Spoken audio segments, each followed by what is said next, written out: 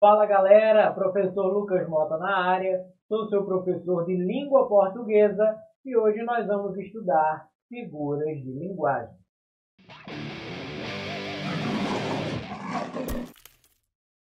Então, na nossa última aula nós vimos a respeito, estudamos sobre as regras do uso da crase e só recapitulando para vocês, a crase é a contração de uma preposição a, mais o artigo feminino a. Por ser um artigo feminino, nomes masculinos, antes de nomes masculinos, não se utiliza a crase.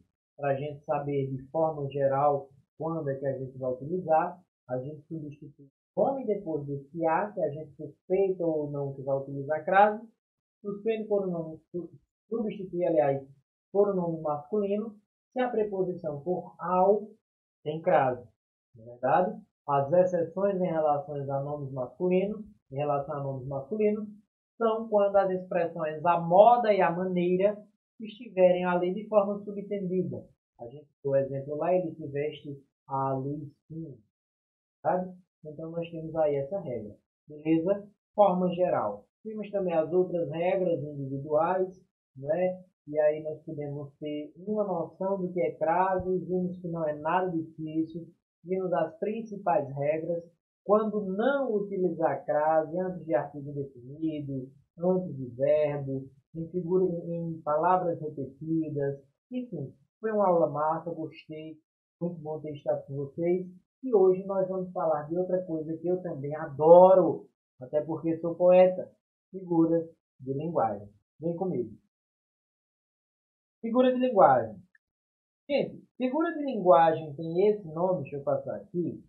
Figura de linguagem tem esse nome porque imagina uma figura, uma língua. Como é que eu falo uma figura? Figura é algo desenho, né? É algo para ser desenhado, não para ser expresso, falado, né? Se a gente for pensar de forma lógica, figura é o que se desenha. Linguagem, outra história. Não estou falando de língua, não estou falando de idioma, estou falando de linguagem. Linguagem tem muito mais a ver com comunicação do que, de fato, com o idioma propriamente dito. Então, a placa de trânsito é linguagem.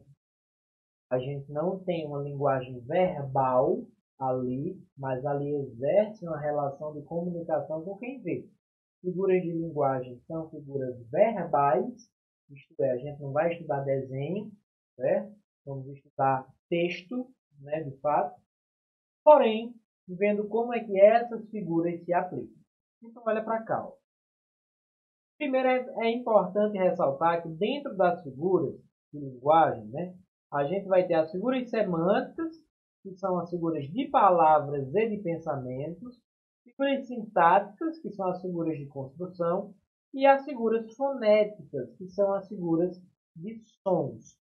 Vale ressaltar aqui para vocês que essas figuras fonéticas são geralmente onomatopeias, né? Toque-toque de quando alguém bate na porta, é o barulho, é aquilo que a gente vê muito nos gibis, e por ser uma coisa tão fácil, nem está no slide, tá? Dá para a gente ganhar um pouco mais de tempo. E figuras de linguagem de som, que seriam as figuras fonéticas, ó.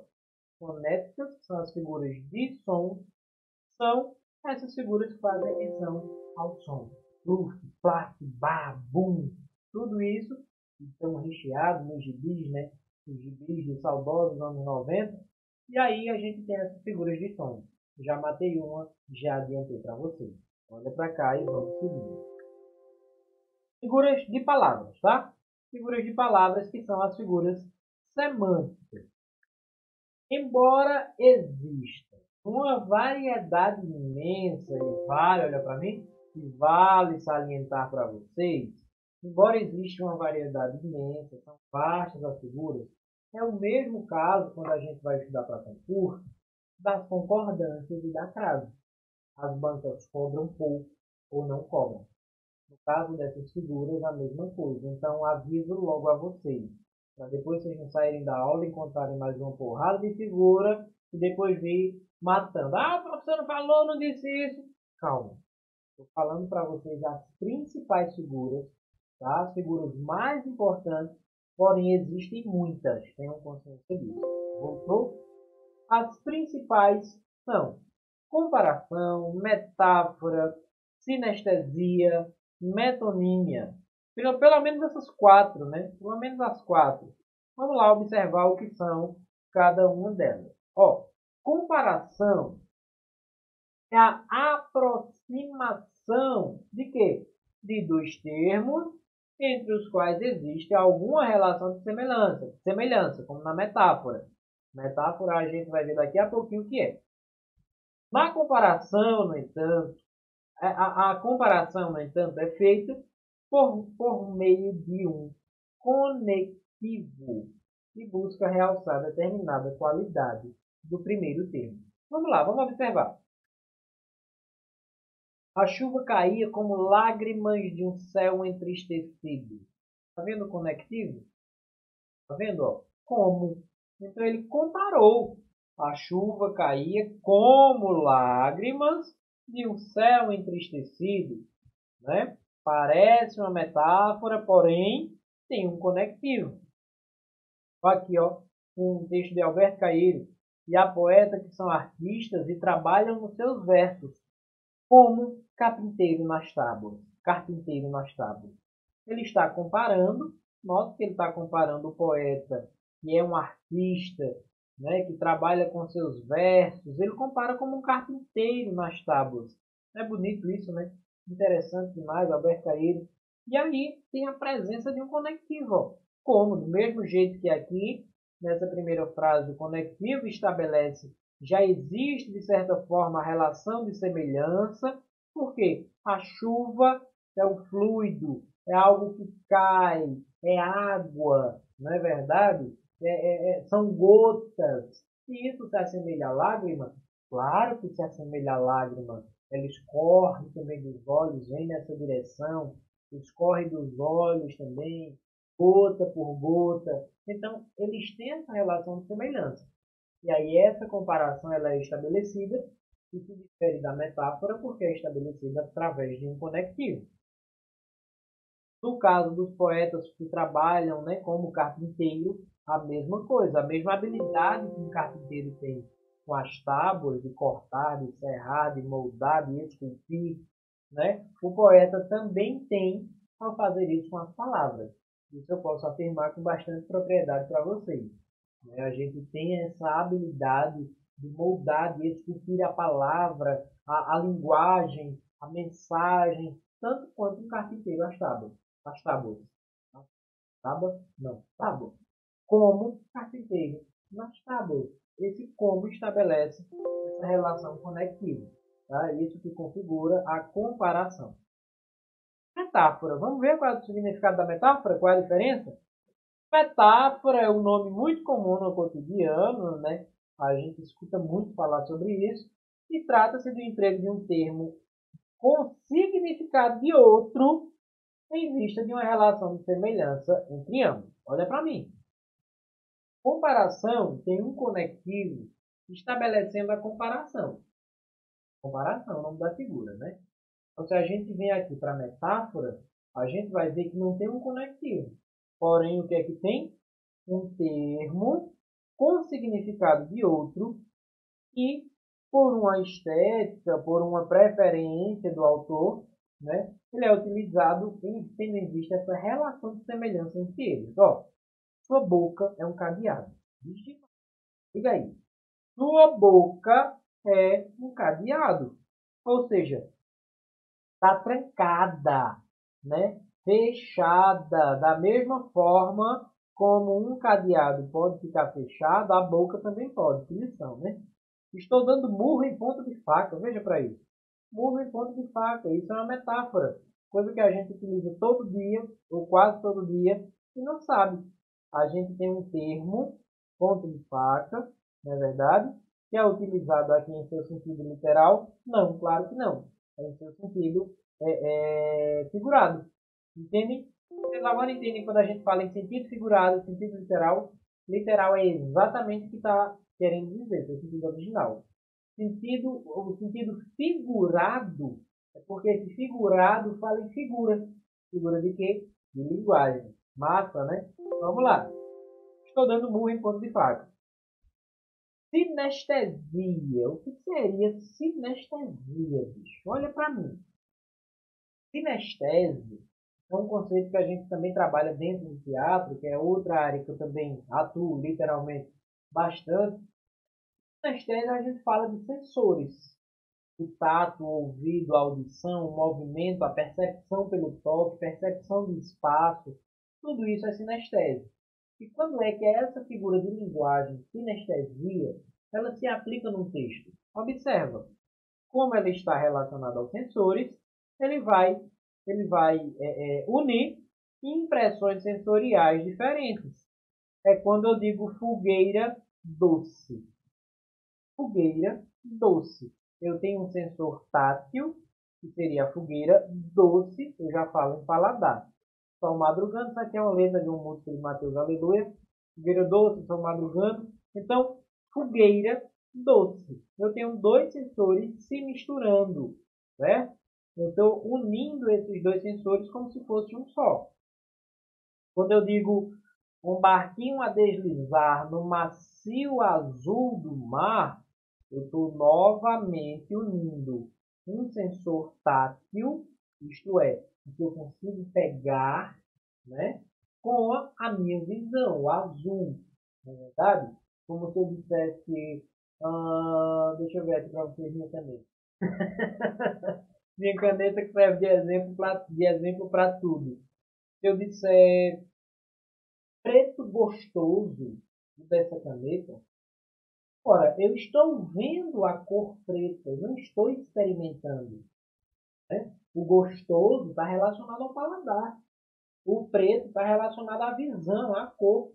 Essa mistura que eu faço, essa união de sensores, é uma coisa muito simples. Muito simples. Está acostumado a lidar com isso. Né? Beleza. Metonímia, menino que nome.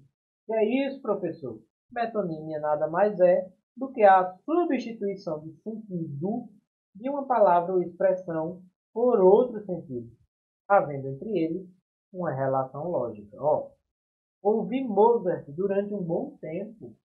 Eu não ouvi Mozart. Mozart morreu, ó, faz tempo. O que eu ouvi foi a música. Essa relação lógica entre eles. Metonímia é quando vai à barbearia, por exemplo, né, você utiliza o nome do barbeiro. Eu vou ali,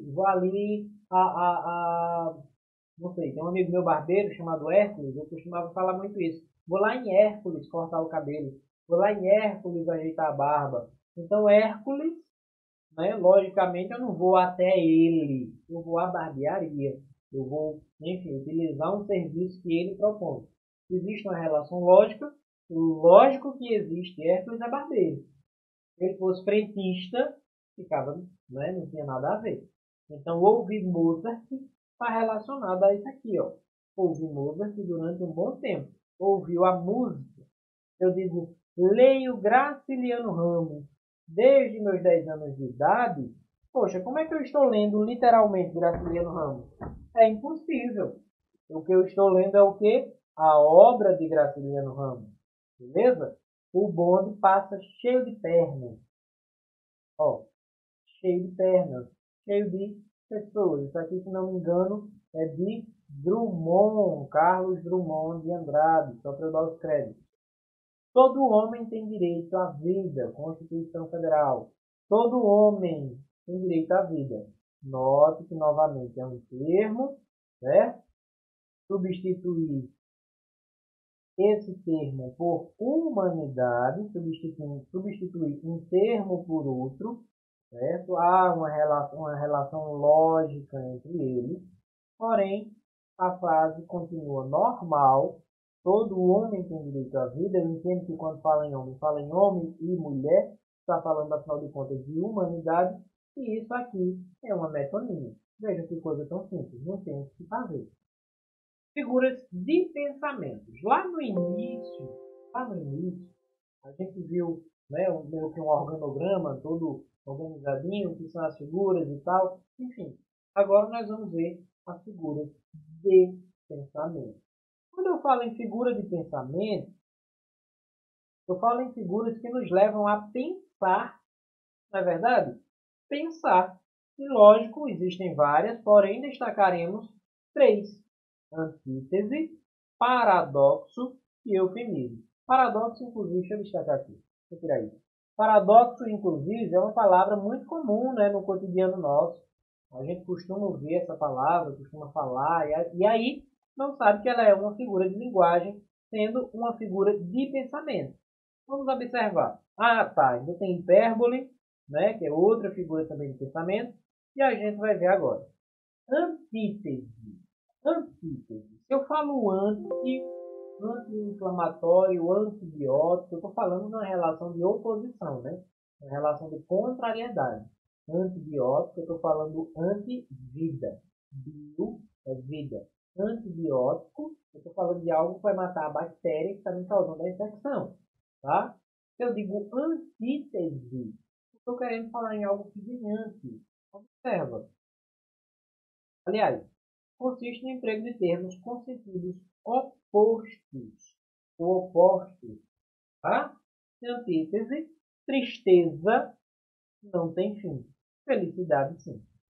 Por que é uma figura de pensamento? Porque isso aqui não é uma coisa verbal, nem é uma coisa absoluta. Esses dois termos aqui estão relacionados ao pensamento, tanto que a autoria é de Vinícius de Moraes. Tristeza não tem fim, felicidade sim. Ou seja, eu emprego isso com o sentido oposto. Tá? Então, quando eu falei para vocês o exemplo do antibiótico, por exemplo, eu falo na relação de oposição. Eu não quero aquela vida ali, eu não quero aquela bactéria ali. Portanto, a antítese também estabelece essa relação de oposição. Beleza? Eu preparo uma canção que faça acordar os homens e adormecer as crianças. Lógico, do mestre Carlos Drummond de Andrade. Eu preparo uma canção que faça acordar os homens e adormecer as crianças. Existe aqui um sentido oposto entre essas duas frases, nessas duas expressões, na verdade. Acordar os homens, adormecer as crianças. Isso é uma figura de linguagem, professor? Claro que sim. É figura de linguagem, figura de pensamento, antítese. Tá? Relação de oposição. Digamos. Paradoxo. Paradoxo, eu conversei com vocês, eu disse que é uma coisa comum, a gente está acostumado a falar e tal, essa coisa toda. O que é um paradoxo? Paradoxo nada mais é do que uma proposição, olha para o slide, proposição aparentemente absurda, resultante da reunião de ideias contraditórias. Para se viver do amor, há que esquecer o amor. Eu não recordo quem é a autoria. Para se viver o amor, há que esquecer o amor. Deverá esquecer o amor. Veja que paradoxo. Veja que paradoxo. Para eu poder vivê-lo, eu preciso esquecê-lo. É absurdamente redundante, né? Mas é uma figura de linguagem, paradoxo. No discurso sindicalista, afirmou que o operário, quanto mais trabalha, mais tem dificuldades econômicas. Observe novamente que eu falo em relação à figura de pensamento. Está relacionado à ideia subjetiva que essas expressões possuem em relação a essa forma absurda dessas ideias contraditórias. Poxa, lógico que o operário que quanto mais trabalhar, mais devia ganhar dinheiro. O que é que acontece? Quanto mais ele trabalha, mais ele tem dificuldades econômicas. Beleza? Prossigamos. Eufemismo. Eufemismo. Eufemismo é uma figura que consiste em abrandar uma frase ou expressão. Olha para mim. Eufemismo, gente, é quando a gente tenta, numa conversa, num diálogo, num texto, enfim, em qualquer relação comunicativa que seja, a gente tenta abrandar, aliviar, amenizar, sabe? O impacto que aquilo vai ter quando uma pessoa lê, quando uma pessoa ouvir, quando uma pessoa, enfim, tiver contato com essa interação comunicativa. Eufemismo é isso, tá? É quando eu digo, por exemplo, aqueles homens públicos apropriaram-se das verbas das licitações. Não, eles não apropriaram-se apenas, eles roubaram as verbas. Eu estou falando em roubar. E ao invés de roubar, eu trago apropriar-se, eu estou abrandando, eu estou aliviando.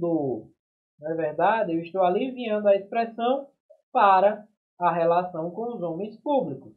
Quando, na verdade, não deveria aliviar nada, devia dizer que roubou mesmo. Não é verdade? Porém, figura de linguagem, eufemismo. Ariano Suassuna partiu dessa para melhor. Morreu, faleceu, não é verdade? Então, são essas figuras que a gente emprega no cotidiano e a gente não sabe, é um eufemismo. Eu costumo dizer que a aula de figura de linguagem é só para a gente oficializar o que a gente já faz. Né? Eu acredito que muita gente utiliza o eufemismo, que é esse caso que a gente acabou de ver aqui. A gente utiliza o eufemismo, a metonímia, a metáfora, né? A hipérbole, pronto. Hipérbole é a próxima figura. Aí a hipérbole é que todo mundo utiliza mesmo. Tá? Mas é isso. O eufemismo é esse alívio. Tá? Esse abrandamento que a gente faz em relação a alguns termos. E nossa figura de linguagem, a gente não fala em palavra apenas, a gente fala em termos, expressões. Então, partiu dessa para melhor. Eu tenho aí 1, 2, 3, 4 palavras para me referir a uma coisa só, a morte. Então, não existe uma regra da quantidade, não. Eu tenho expressões, termos e tudo mais. Hipérbole. Hiper. Hiper é muito, né? A gente está acostumado a lidar com essas coisas e tal. E esse hiper daqui, da hipérbole, está querendo fazer relação com o exagero. Essa figura está totalmente relacionada com o exagero e funciona como elemento que traz maior expressividade à ideia. É quando você diz, por exemplo, quase morro de tanto estudar. Mentira, bicho. Mentira, tu quase morre uma ova. É lógico que você não morre, né? Porém, quase morro de tanto estudar. Investir rios de dinheiro. Meu querido, um rio de dinheiro, vou lhe dizer, é dinheiro. É dinheiro. E quando eu digo isso, investir rios de dinheiro, eu estou exagerando para trazer um maior significado, enfatizar aquela ação de ter gastado muito, né? E isso nada mais é do que uma hipérbole. Vamos lá. Já disse 1 milhão de vezes que só paro de estudar quando passar. Aí sim está correto. Só pare de fato quando você for aprovado. Mas você não disse 1 milhão de vezes, nem aqui nem na China. Não é verdade? Isso aqui é só uma hipérbole. É um exagero para você trazer maior expressividade à sua ideia. De já ter dito várias e várias e várias vezes. E aí, passamos para figuras de construção. Por que figuras de construção? Elas são utilizadas, tá? Quando a gente está construindo uma frase, construindo um texto, por isso que tem esse nome de construção. Ela já não tem mais a ver com o pensamento, com a forma que eu penso, com a subjeção, com a subjetividade. Vai ter relação com a forma como eu construo, literalmente eu escrevo uma frase. Observe, eu adoro figuras de construção. Assim como as demais, são diversas, eu estou sempre enfatizando isso, e vamos ver, lógico, as mais importantes. Ó. Elipse, zeugma, assíndeto, polissíndeto, pleonasmo e anáfora.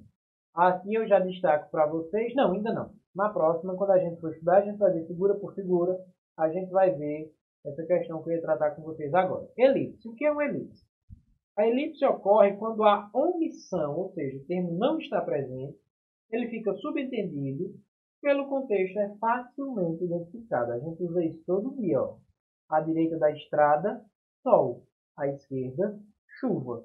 Essas duas vírgulas aqui, ó, geralmente a elipse ela vai aparecer com uma vírgula e ela fala num termo que não está ali, mas a gente consegue identificá-lo facilmente pelo contexto. À direita da estrada estava sol, né? À esquerda estava chuva. Ao invés de ele aparecer aqui, ele aparece aqui. Na rua deserta, nenhum sinal de bonde. Clarice Lispector. Na rua deserta, não havia nenhum sinal de bonde. Portanto, é um termo omisso. O zeugma, o azeugma, já é parecido com a elipse, Porém, tem um bizu muito massa, que é o seguinte. A elipse ocorre com um termo omisso, subtendido, presente, identificável. Zeugma não. O que a Zeugma faz é retomar. Ele joga um termo e depois o que ele faz é omitir esse termo. Porém, um termo já expresso anteriormente. Ó, é o que diz o conceito. Chegando a ser considerado um tipo de elipse, tá? Consiste na emissão de um termo já enunciado antes. E aí se diferencia da elipse. Primeiro ele subiu as escadas. Depois entrou na sala. Ó, a vírgula aqui novamente. Primeiro ele subiu as escadas. Depois ele, já está aqui, subiu, aliás, entrou na sala. Isso é um zeugma. Levou os livros, as apostilas, o notebook, enfim, tudo. Note que a frase só tem o verbo levar na primeira pessoa, aliás, na terceira pessoa. Ele levou apenas no início. Levou os livros, levou as apostilas, levou o notebook, enfim, levou tudo. Qual é o termo omisso? Levou. É uma vírgula. Beleza? Assíndeto.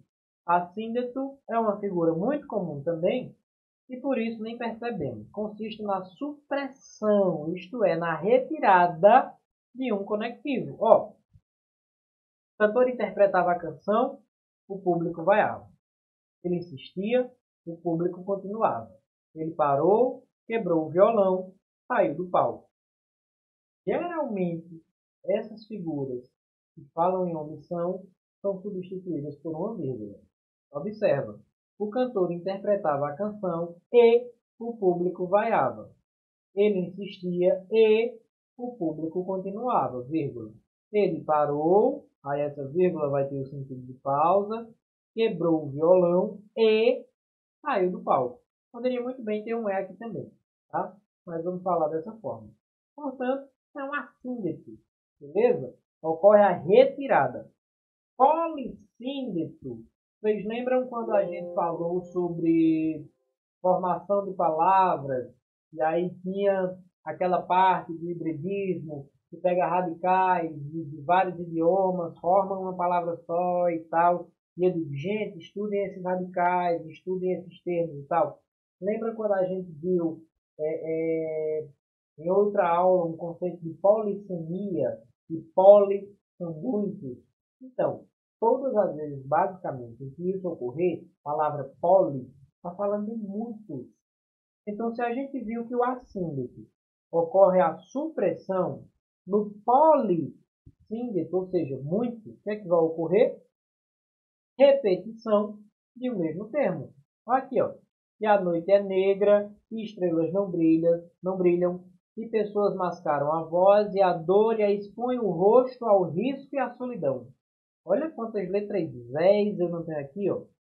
Todas elas polissíndicas, tá? Repetição do mesmo termo. Prossigamos. Pleonasmo. Gente, o que é pleonasmo? Vamos lá. Pleonasmo é polêmico porque é o seguinte. Tem gente que diz, está errado. Tem gente que diz, não, está certo. É uma figura de linguagem. Qual é o correto, professor? Ser evitado. Tá? Mas não está certo? Tá. Mas nem todo mundo considera certo, nem sempre de fato vai estar certo. Pleonasmo é uma redundância. É uma redundância que a gente está acostumado a falar todos os dias. Porém, ó, é viciosamente, pleonasmo vicioso, é utilizado e trata-se da repetição de forma redundante. É quando eu digo subir para cima, como se restasse em outra alternativa. Descer para baixo, a mesma coisa. Opinião pessoal. Gente, opinião já está falando que é pessoal. Elo de ligação. Elo. É isso aqui, ó. Ligou. É para vocês verem? Enfim, elo. Ligou. Uma corrente. Uma corrente é composta por elos. Um que vai ligando ao outro. Certo? Portanto, já existe a ligação.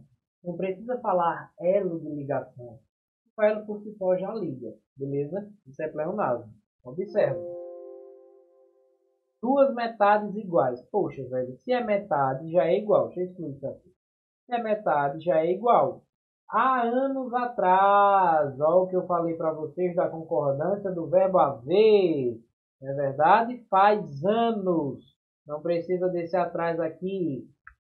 Prefeitura municipal. Vocês já viram alguma vez uma prefeitura estadual? Claro que não. Prefeitura só existe municipal. Mas, Lucas, a prefeitura aqui da minha cidade, quando vai fazer uma propaganda, diz logo: Prefeitura Municipal da cidade tal. Lógico, todo mundo está utilizando isso. É viciosamente utilizado. É pleonasmo. Deve ser evitado. Vereador da cidade é a mesma coisa. Nunca vi um vereador no Senado. Encarar de frente, recuar para trás, amanhecer o dia. Quando amanhecer o dia, eu vou aí. Não. Quando amanhecer, eu vou. E só. Surpresa inesperada. Oh! Se é inesperada, é uma surpresa. Gritar alto. Ninguém grita baixo. Conviver junto. Convívio. Já fala de junto. Beleza? Então não precisa. Anáfora tem essa figura ainda, que nada mais é do que a repetição de termos no início, ou no início de um verso, ou de uma frase. Era a mais cruel das cenas, era a mais cruel das situações, era a mais cruel das missões. Portanto, nós concluímos aqui nossa aula sobre figura de linguagem, bem no tempo da aula, não é verdade? Então, gente, obrigado novamente por ter me acompanhado. Aqui é minha última aula com vocês do online. E desejo muito boa sorte para vocês. Sejam aprovados, estudem, não se limitem apenas a isso. E vamos que eu quero ver todos vocês na PMES. Beleza? Valeu, obrigadão. Vocês têm o meu contato, tem o contato do CPEM. Qualquer coisa, estamos às ordens. Valeu, galera!